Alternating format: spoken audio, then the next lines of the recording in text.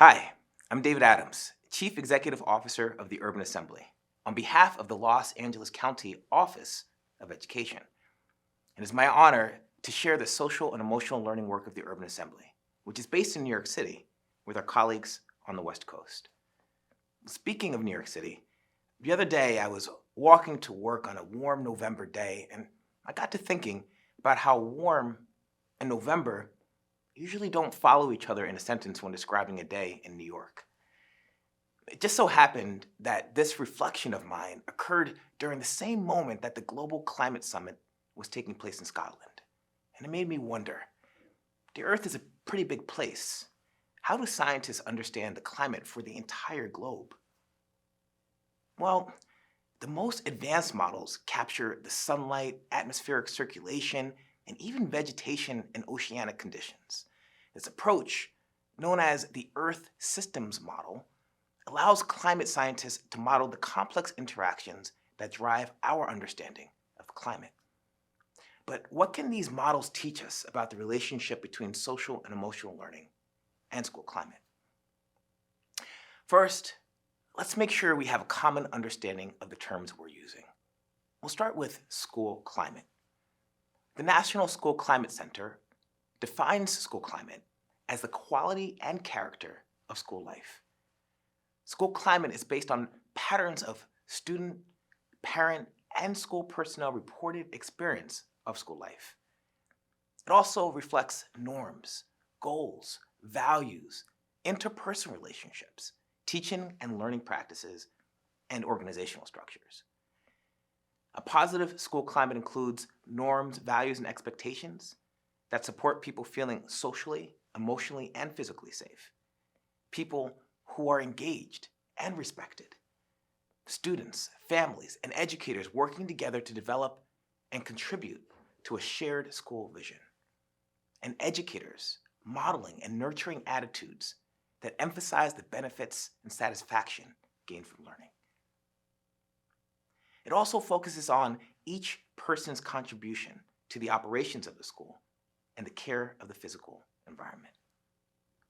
So, just like on our planet, interactions matter. In climate models, one of the most important interactions is the heat from our sun. The sun's energy creates the context for every other interaction that's happening on the Earth. In a similar way, a school's norms, values, and expectations create the context for a safe and predictable environment in which interactions occur in the school.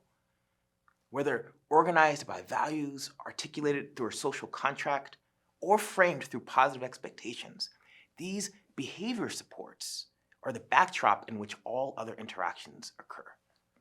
So, what does this mean for teachers? Well, students should understand what's expected of them during a lesson, lunchtime, and in the hallways. Just like the sun's rays on a warm day, expectations should be consistent and persistent, giving clarity to how students should interact within the environment. Imagine, for example, the weather report or predictions for expectations in our example that says it's going to be a warm 70-degree day, and folks dress in shorts and t-shirts. And instead, it turns out to be a 30-degree day. There will be a lot of cold Californians, and people might even start packing extra clothes just in case. In the same way, when school environments are unpredictable, students expend emotional, extra energy trying to anticipate the environment, how it could change, and how it would impact them.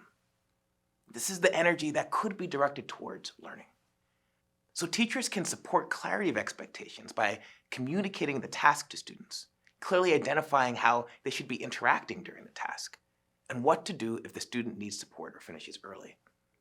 And teachers can check for understanding by having students restate these ideas before they get started. These sun rays of norms and expectations from the teacher create the context for the climate. But those rays remain relatively constant. It's the variation in the amount of carbon dioxide or other greenhouse gases, the oceans or trees, that contribute to the actual global climate over time. These variables are based on our behavior, what we do, and they interact with the sun's rays to create our perceptions of climate.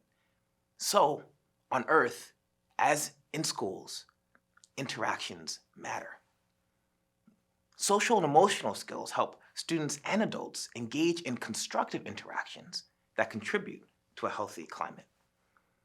Technically, social and emotional learning is the process by which children and adults develop the intra and interpersonal skills that we all need to work together in community. The competencies break down into self-awareness and self-management, intrapersonal, social awareness and relationship skills, interpersonal, and lastly, responsible decision-making, problem-solving. As you recall, the National School Climate Center's definition of school climate talked about interpersonal relationships. So for the purposes of this conversation, we're going to emphasize social awareness and relationship skills. We'll look at social awareness first. Social awareness refers to our collective commitment to demonstrating an awareness of the role and value of others in the greater community. When students demonstrate awareness of other people's roles, their emotions, and perspectives, and adults around them demonstrate knowledge of other people's roles and care about the feelings and viewpoints of others, people in the school are more likely to come to a consensus around the common good. When students demonstrate consideration for others and a desire to positively contribute to their community, and adults around them show them how to care for others and how to contribute to bettering their community through actions and opportunities they provide, people in the school, again, are more likely to develop a community that reflects a strong school climate. And lastly, when students can read and respond to social cues, and adults around them appropriately read and respond to student cues while interacting with students in ways that can help them be successful, there is a higher likelihood of proactive problem solving because potential challenges are noticed more quickly. So now that we've covered social awareness, let's move into relationship skills. Relationship skills refer to students' ability to interact with others in meaningful and productive ways. So when students use positive communication and social skills to interact effectively with others, and adults around students model for them how to use these social skills to interact effectively through their actions and words, then a social lubricant is developed that helps ease social interactions and biases parties to presume positive intent.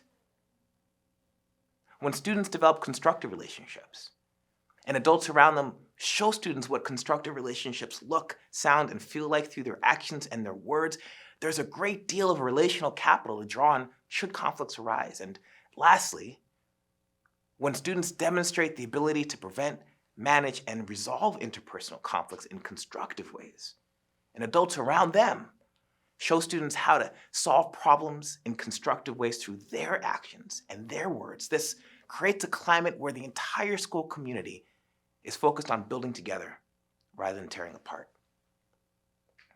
So as you can see, students and adult SEL skills matter because when these skills are consistently activated, they both interact with and create the norms that support a positive school climate. As a teacher and an educator, consider how your instructional approaches help develop these SEL skills in yourself and your students, and how you can incorporate these ideas into the way that you organize your classroom. For example, turn and talks build both communication skills and help exchange and refine ideas about a topic. How might you use checks for understanding to see how well students deployed their active listening skills, as well as deepened their understanding of the ideas? Moving out of the warm, sunny classrooms of LA and zooming back to New York City, unfortunately, the warmth did not last forever. Within a couple of weeks, November became, well, November. And I woke up the other morning to snow falling outside of my window. School climate, like our global climate, it's about interactions. Our behavioral norms help set the baseline for those interactions, just like our sun's light is consistent and predictable. Student and staff SEL also contribute to climate by biasing interactions toward constructive ends that in turn inform norms and our perceptions about climate in our buildings. So in the end, our school climate is about us, what we expect, how we interact, and the way that we solve problems. You could even say that our climate is in our hands. So let's go ahead and make it positive.